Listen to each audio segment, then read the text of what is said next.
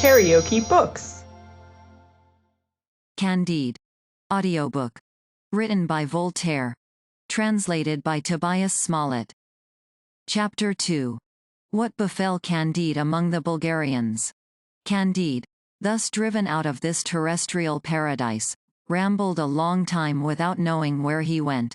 Sometimes he raised his eyes, all bedewed with tears, towards heaven, and sometimes he cast a melancholy look towards the magnificent castle, where dwelt the fairest of young baronesses. He laid himself down to sleep in a furrow, heartbroken, and supperless.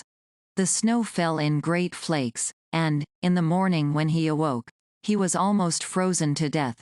However, he made shift to crawl to the next town, which was called Waldberghof Trarbekadikdorf, without a penny in his pocket, and half dead with hunger and fatigue. He took up his stand at the door of an inn. He had not been long there before two men dressed in blue fixed their eyes steadfastly upon him. "Faith, comrade," said one of them to the other, "yonder is a well-made young fellow and of the right size." Upon which they made up to Candide and with the greatest civility and politeness invited him to dine with them. "Gentlemen," replied Candide, with a most engaging modesty, "you do me much honor, but upon my word I have no money."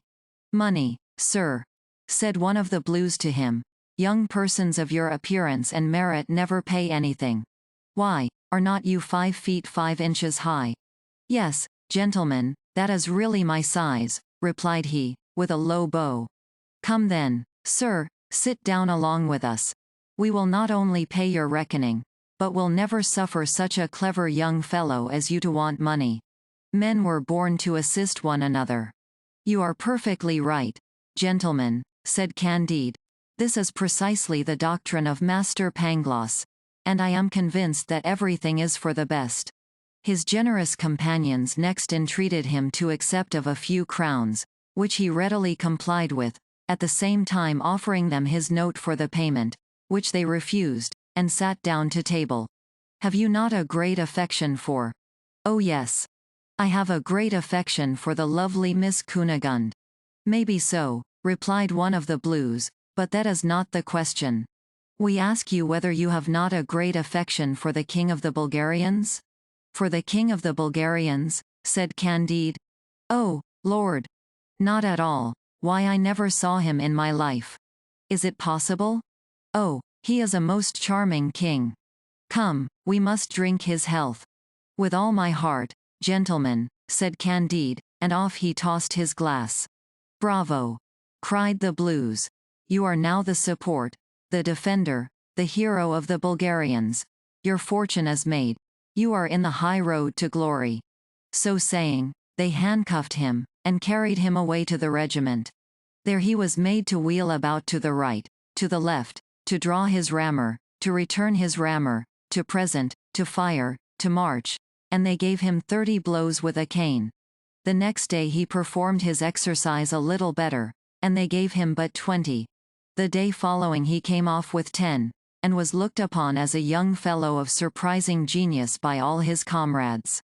Candide was struck with amazement, and could not for the soul of him conceive how he came to be a hero.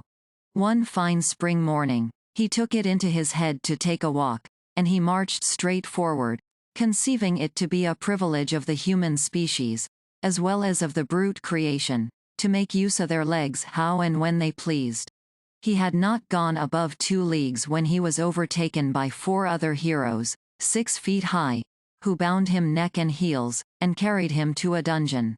A court-martial sat upon him, and he was asked which he liked better, to run the gauntlet 36 times through the whole regiment, or to have his brains blown out with a dozen musket balls. In vain did he remonstrate to them that the human will is free, and that he chose neither. They obliged him to make a choice, and he determined, in virtue of that divine gift called free will, to run the gauntlet 36 times. He had gone through his discipline twice, and the regiment being composed of 2,000 men, they composed for him exactly 4,000 strokes, which laid bare all his muscles and nerves from the nape of his neck to his stern. As they were preparing to make him set out the 3rd time, our young hero, unable to support it any longer, begged as a favor that they would be so obliging as to shoot him through the head.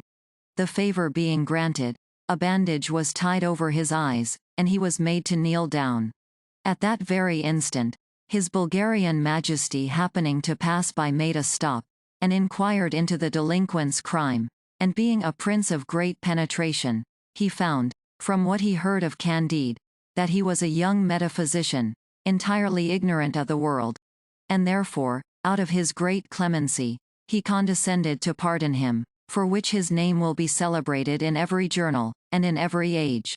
A skillful surgeon made a cure of the flagellated Candide in 3 weeks by means of emollient unguents prescribed by Dioscorides.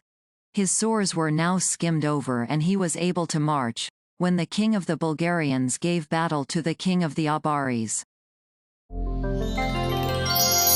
KaraokeBooks.